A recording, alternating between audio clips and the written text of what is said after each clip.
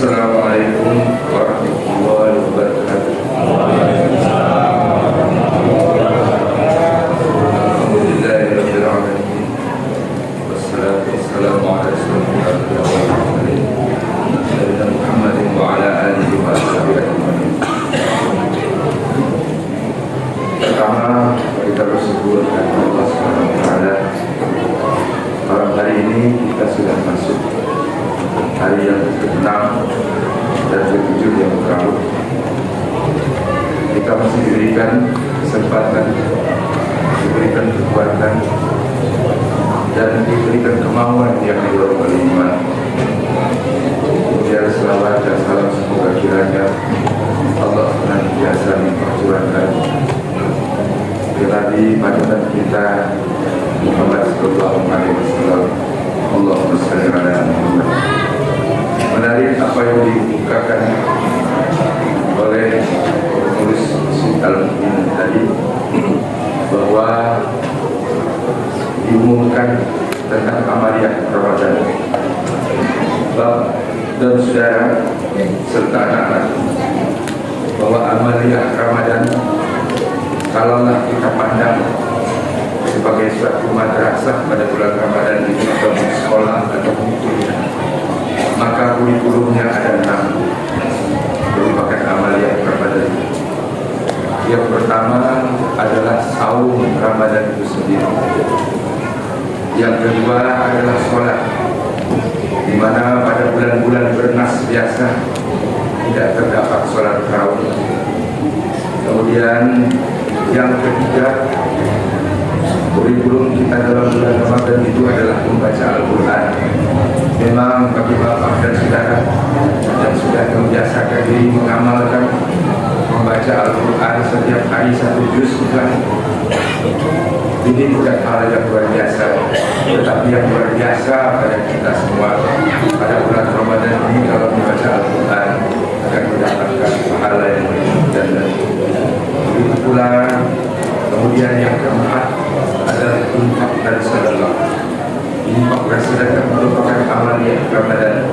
Di bulan lain pun sebetulnya ada, tetapi khusus di bulan Ramadan ini ada infak dan sedekah yang berwujud memberikan makanan kepada yang berbuka puasa, di mana bagi yang memberikan makanan kepada yang berbuka puasa, maka dapatkan fadilah pahalanya sama besarnya dengan orang yang diberikan makan berpuasa itu tidak sedikit. Sedangkan kita sendiri yang berpuasa itu kadang-kadang masih ada cacat celahnya puasa. Karena sebagai diketahui bapak-bapak dan saudara sekalian, dalam agama Islam ketika beramal beribadah itu ada beberapa potensi. 5 potensi yang bisa terjadi, 5 kemungkinan yang bisa terjadi. Kemungkinan yang pertama adalah apa yang kita ibadahkan itu diterima oleh Allah Subhanahu wa taala secara utuh, tetapi jarang dapat diterima secara utuh. Contohnya sholat kita saja, jarang orang yang mendapatkan 100% nilainya. Ada yang cuma mendapatkan 90, 60, 70 dan seterusnya. Oleh karena itulah setiap selesai melaksanakan sholat, setelah mengucapkan salam ke kiri dan ke kanan, kita mengucapkan Astaghfirullahaladzim. Kita memohon ampunan kepada Allah karena kekurangan dari pada salat yang kita laksanakan itu. Dengan demikian mudah-mudahan salat yang kita laksanakan itu diganjar Allah dengan sempurna setelah kita menyadari dan memohon ampun kepada Allah bahwa dalam salat itu ada sedikit teringat kepada sesuatu yang mestinya tidak kita ingat. Kemudian bapak dan saudara, potensi yang kedua untuk sebuah ibadah yang kita lakukan termasuk puasa diterima tetapi nilainya kurang. Ini masih beruntung diterima tapi nilainya kurang. Umpamanya kita berpuasa, ketika 10 menit lagi akan berbuka puasa, datang telepon dari tetangga yang mengatakan sesuatu yang ngajak bergibah. Awak pun mengomentari bergibah itu, berkuranglah nilai puasanya itu, kadang-kadang membatalkan puasanya. Dan potensi yang ketiga dari setiap ibadah itu adalah ditolaknya ibadah yang kita lakukan. Bapak dan saudara, dapatkan referensinya di surat Al-Baqarah 264. Ya ayyuhalladzina amanu la tubtilu sadaqatikum bil manni wal adza kalladzi yunfiqu malahu ria'an nas, dan seterusnya. Sehingga dengan demikian apabila ada ibadah kita itu, ini kalau sedekah yang disebut-sebut, tapi di samping itu ada juga ibadah yang kira-kira kita melakukannya karena ria'an nas, maka batallah batal ibadah yang kita lakukan. Oleh karena itu maka hati-hatilah. Kadang-kadang kita berbuat dalam melaksanakan amaliyah Ramadan, umpamanya membaca Al-Quran. Kita sudah membaca Al-Quran, dapat pada tanggal hari ini tanggal 6 malam ke-7 sudah dapat 2 juz barangkali membaca Al-Quran. Kemudian ada tetangga dari kampung sana bertanya, hari ini hari ke-6 berpuasa, sudah berapa juz kamu dapat menghatamkan Quran? Awak pun menjawab, saya alhamdulillah sudah dapat 2 juz. Kalaulah di dalam hati ketika menyebutkan kita sudah dapat membaca 2 juz, itu tadi terbetik perasaan ingin bahwa teman kita yang dari kampung itu menilai bahwa kita membaca Al-Quran sudah begitu banyak, itu insya Allah batal kita punya membaca Al-Quran. Jadi dengan demikian maka hati-hatilah bahwa dalam berpuasa, dalam setiap ibadah apapun ibadahnya, ada potensi yang ketiga, ditolaknya atau batalnya ibadah yang kita lakukan. Potensi yang keempat, dibatalkan sendiri. Dibatalkan sendiri yaitu antara lain seperti yang disebutkan di surat Al-Baqarah 264 itu, apapun yang kita sedekahkan kita sebut sendiri, maka batal apa yang kita laksanakan. Lalu yang kelima, potensi dari suatu ibadah itu adalah kelak di yaumil akhir nanti hilang sama sekali, tidak berbekas. Bapak dan saudara serta anak-anakku sekalian serta ibu yang mulia, barangkali ustaz-ustaz sedang berdiri di mimbar ini telah menceritakan bagaimana hadis tentang orang yang bangkrut nanti di yaumul akhir. Orang yang bangkrut di yaumul akhir itu adalah yang membawa ibadah puasa, membawa ibadah sholat, membawa ibadah sedekah dan seluruh banyak ibadah yang dilakukan. Tetapi apa yang terjadi ketika sampai akan masuk surga, ada orang yang klaim bahwa dia tidak selesaikan permasalahannya. Kita pernah menjalininya, pernah menghinanya, pernah mengejeknya, pernah merendahkan dirinya, pernah membuat malu dia, pernah hoak terhadap dia dan sebagainya.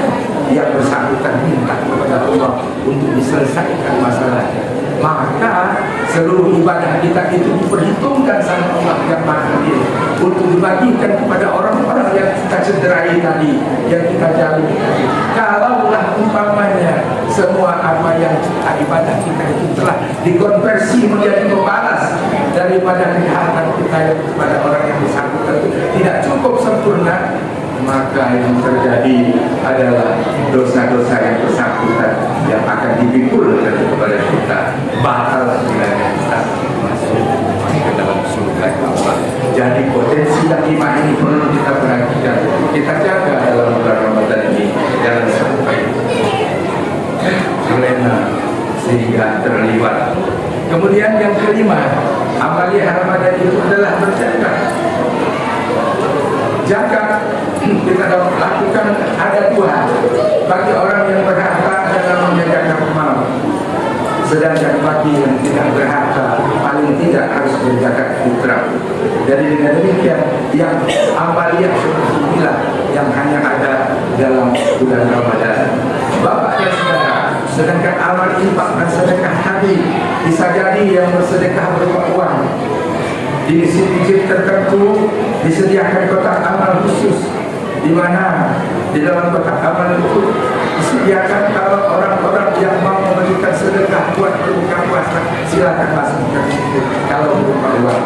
Ada juga orang yang memilih untuk mengantarkan makanan-makanan berbuka puasa karena mengharapkan fadilah seperti yang sudah saya kemukakan di atas tadi. Tetapi ada juga bapak-bapak yang merupakan sedekah berupa tenaga bagi bapak-bapak pengurus. Insya Allah dengan ikhlas mengurus masjid ini pun merupakan sedekah yang dapat pahalanya luar biasa di bulan Ramadan ini. Dan kemudian bagi ustaz-ustaz yang memberikan nasihat, memberikan ceramah, ini pun andai kata ceramah-ceramah yang masuk ke dalam kalbu masing-masing dan menjadi diamalkan, insya Allah ustaz itu pun akan mendapat kecipratan kebahagiaan pahala dari orang yang akan mengamalkannya. Bapak dan saudara, yang keenam amalia Ramadan itu adalah merupakan iktikaf di masjid. Iktikaf ini dapat dibagi dua. Ada yang disebut dengan iktikaf harian. Bapak-bapak dan saudara-saudara dapat setiap masuk ke masjid sebelum salat asar sekalian, setengah jam atau seperempat jam atau mungkin ekstrimnya 1 jam sebelum salat asar dimulai. Bapak sudah duduk apapun di masjid untuk beriktikaf dengan doa. Bapak bermohon kepada Allah diterima sebagai iktikaf harian. Kemudian ada iktikaf yang terus-menerus dilakukan bagi bapak-bapak yang sudah sepuh, yang mungkin tidak ada kegiatan lagi, mungkin dapat saja melakukan iktikaf terus-menerus. Misi-misi tertentu menyediakan untuk iktikaf dulu, disediakan dibuka untuk umum melaksanakan iktikaf dulu. Dan pada umumnya orang-orang melakukan iktikaf itu pada 10 hari terakhir kebanyakan yang dilakukan di beberapa tempat. Mudah-mudahan 6 amal Ramadan ini dapat kita amalkan bersama. Kemudian Bapak dan Saudara, saya rupanya tadi dipesani oleh pengurus masjid untuk berceramah tidak boleh lebih dari 15 menit. Insya Allah mudah-mudahan tadi saya sudah memperhatikan jam ketika berdiri di mimbar ini, ya kurang lebih 10 menit sudah berjalan. Tapi izinkan saya untuk menyampaikan lagi kepada Bapak dan saudara sekalian bahwa sebetulnya yang dipuasakan itu ada 6 hal yang kita puasakan. Ini penting barangkali kita kemukakan di sini untuk kita perhatikan. Ke-6 itu dapat kita jalankan semua, atau dapat kita jalankan sebagian, atau dapat kita jalankan separuhnya. Monggo, kita lihat. Yang pertama yang dipuasakan itu adalah perut. Ini namanya puasa konvensional. Dari sejak kecil kita umur 4 tahun, umur 5 tahun sudah dilatih oleh orang tua kita untuk berpuasa. Kita berpuasa perut pada saat ini. Kemudian berikutnya adalah puasa lidah atau puasa mulut. Makanya oleh Allah diberikan tahu kepada kita dalam firman-Nya, ya ayyuhalladzina amanu taqullaha wa qulu qawlan sadida yuslih lakum a'malakum wa yaghfir lakum dzunubakum wa man yuti'illah wa rasulahu faqad faza fawzan 'azima. Ma yalqu min qawlin ila ladaihi raqibun atid. Yang artinya adalah, wahai orang-orang yang beriman, bertakwalah kamu kepada Allah dan ucapkanlah perkataan yang baik. Jadi dengan demikian kita ini semua diminta oleh Allah untuk setiap kali ngomong itu kita pikirkan dulu sebelum kita bicara. Jangan sebaliknya setelah bicara baru kita pikir. Dengan demikian terawatlah pembicaraan kita. Qaulun ma'rufun wa maghfiratun min khairil kalam min khairil sadaqah yang mau haja. Allah dalam Al-Quran surat Al-Baqarah 2. Perkataan yang baik dan pemberian maaf adalah lebih utama dari masalah sedekah yang kemudian diomong-omongin.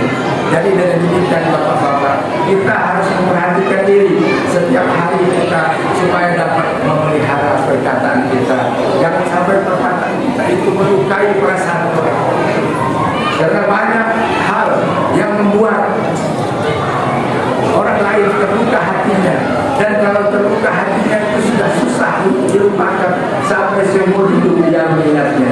Maka hati-hatilah dalam mengeluarkan kata-kata dan ingatlah apa yang diinformasikan Allah dalam surat Al-Kahf ayat 84 yang saya bacakan tadi. Tidak ada suatu kata pun yang diucapkan melainkan ada di sisi yang malaikat yang mengawas yang senantiasa mencatat apapun ucapan kita. Oleh karena itu, Bapak dan saudara sekalian, maka dalam kesempatan yang baik ini, maka perhatikanlah yang mempuasakan yang kedua, mempuasakan mulut.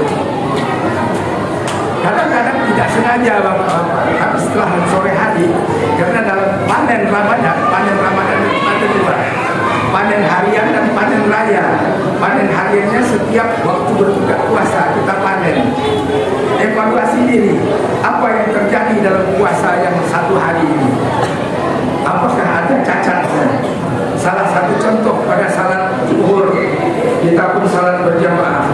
Bagi orang yang sembuh seperti saya yang sudah tua, kadang-kadang berdiri lama, sudah sakit Pak.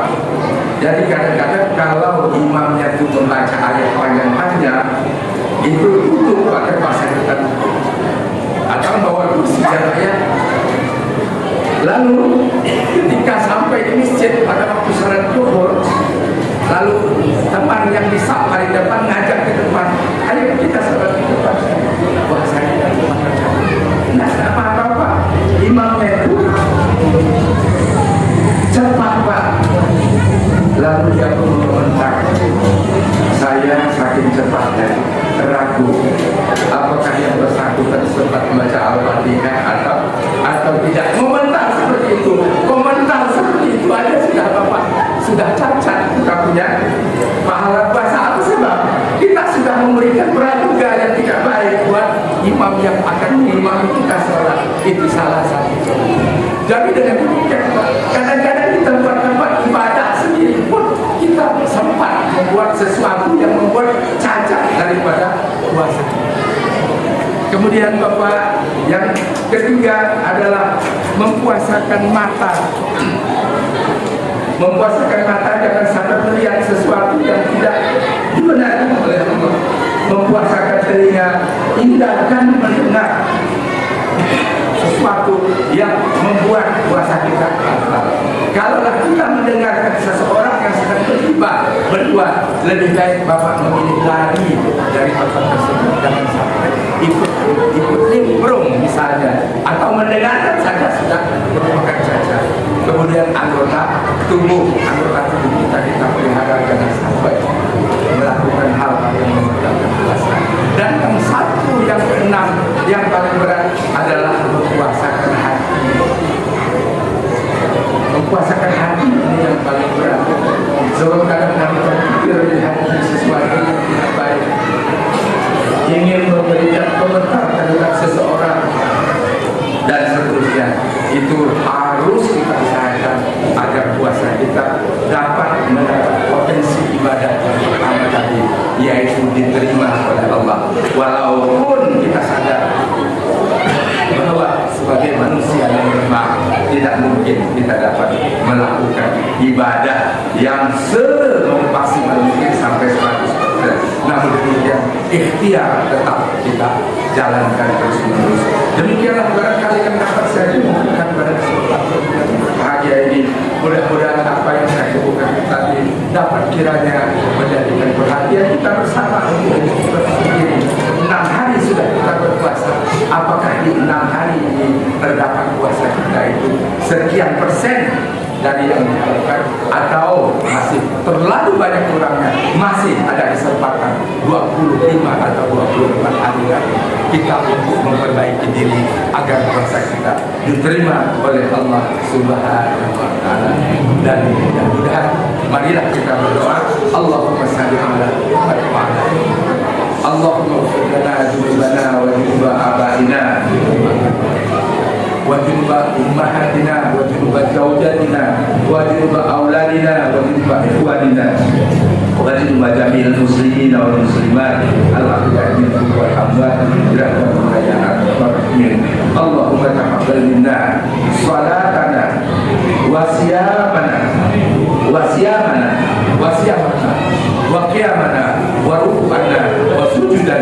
وسائر أعمالنا ولا تعذبنا يوم القيامة إنك أنت يا الله غفور رحيم. ربنا آتنا في الدنيا حسنة وفي الآخرة حسنة